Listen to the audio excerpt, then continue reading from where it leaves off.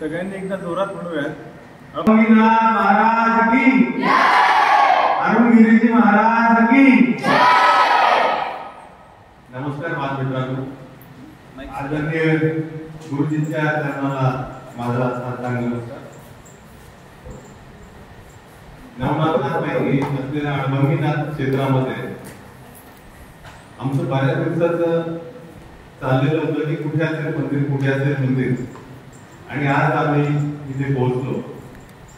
इथे पोहोचल्यानंतर खरंच बालमित्रांनो मला फार छान वाटतंय की मी खूप माझ्या बालपणीच्या दिवसांमध्ये पोहोचलो. आपल्या हिंदू संस्कृतीला पुढे नेण्याचं काम आदरणीय अरुणगिरीजी महाराजांच्या शुभहस्ते होत आहे. हे बघून गुरुजी मी माझ्या परिवारातर्फे आपलं एकदम ऋणी आहे. आणि अचानक अरुणगिरीनाथांच्या आज्ञेनं आम्ही इथं पोहोचलो. आणि खरं सांगतो काही गोष्टी एक चमत्कारापेक्षा कमी नसतात. आज आमचं दुसरीकडे जाण्याचं नियोजन होतं पण ते रद्द होऊन आम्ही इकडे पोहोचलेलो.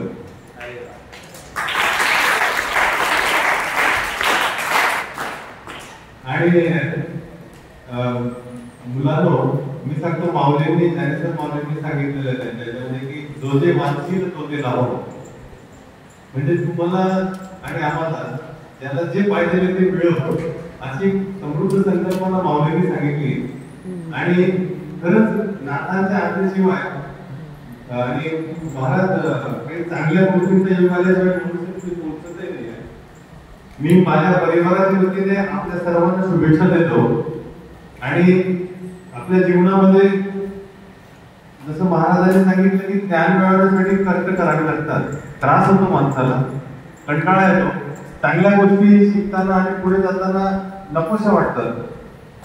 पण काही नको असलेल्या गोष्टी करायला सध्या खूप छान वाटतात. हे वय आहे, आपण स्वतःला सांभाळायचं आहे आणि पुढे न्यायचं आहे.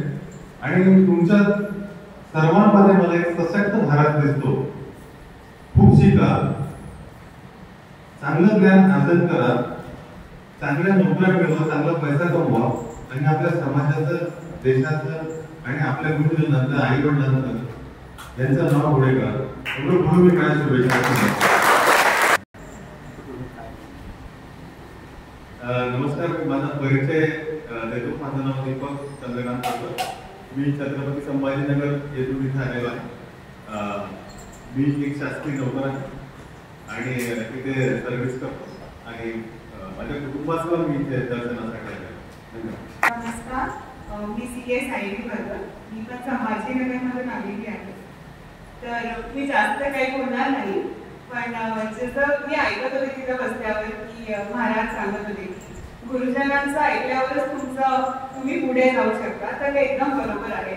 जसं की मी जी परीक्षा दिली CAची ही पण खूप कठीण असते. पण गुरुजनांचं मार्गदर्शन आणि तुमच्या आईवडिलांच्या सपोर्टमुळे पण तुम्ही खूप पुढे जाऊ शकता. तर एकच गोष्ट इम्पॉर्टंट असते लाईफमध्ये ती म्हणजे डिसिप्लिन आणि एक चांगल्या मार्गावर चालणे. जर तुम्ही मेहनत केली तर तुम्हाला जे पाहिजे ते नक्की मिळू शकतं.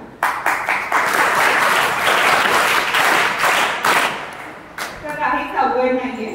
फक्त एक निर्धार करा, एक गोल सेट करा आणि त्या मार्गावर चालत राहा. कष्ट केल्याने सगळं मिळेल. आणि माझ्या सगळ्यांना तुम्हाला शुभेच्छा. थँक्यू.